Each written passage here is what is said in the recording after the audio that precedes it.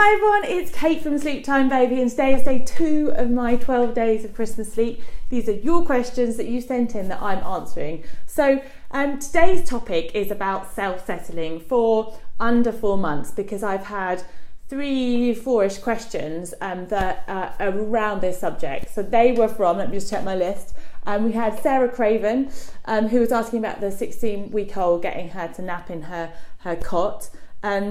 Claire Waite was looking at self-soothing for a 3.5-month-old, and then Jo Kerr is in a similar position, and Melanie Brosseau was asking about how to transition her twins from the rock and play, so like a travel cot type thing, into their cots and their cribs. So here's some advice around kind of that early age, because newborns are very different. And actually I had a conversation with a lady at the weekend who has a 2-month-old, and basically what I told her is that she just needs to establish things over the first 4 months. It's really not, sleep training is not for me for under that age. It's about good habits and about setting up the standards so that you know that you're heading in the right direction.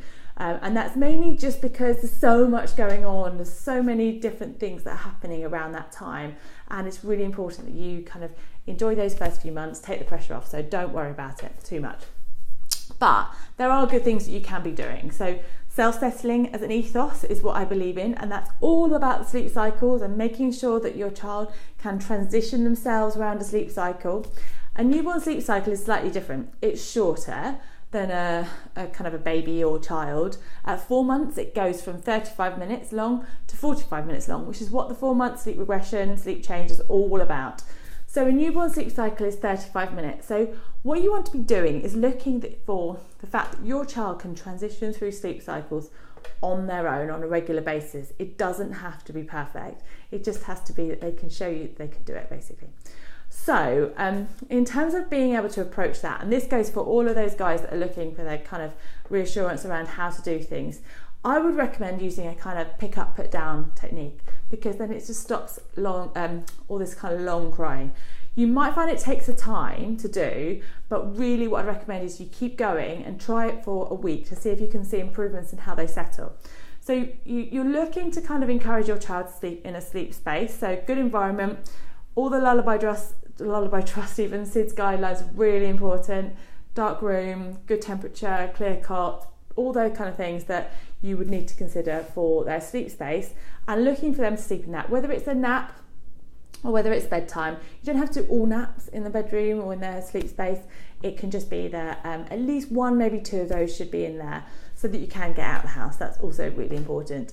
Now, what you want to be doing is getting them in a good state for sleep. So comfy clothing, putting them down into their sleep space, and then encourage them to sleep. So stay with them, help them a bit, but if they get upset, pick them up and comfort them, and then put them back down again when they're calm. So keep repeating this process, and that's literally what pick up, put down is all about. So it works quite well for under 4 months. So you guys have all got that opportunity to sort of do that, and I would approach it now, because when you get kind of past that stage, they get a bit too much from being picked up, and you can't sort of reverse the process. So that is my suggestion in terms of trying to get your newborn to sleep in their own sleep space. Pick up, put down, lots of comfort, lots of calming, work on it. Maybe one day they get drowsy in your arms and you put them down. The next day maybe work on it being slightly less drowsy, and keep going with that process. But no long periods of crying. Keep an eye on the awake time so you're not getting them too overtired, and make sure that you're kind of encouraging that sleep to happen.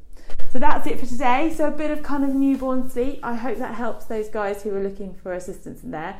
And I will see you tomorrow for day number 3 of my 12 days of sleep for Christmas from Sleep Time Baby. Take care. Have a great day.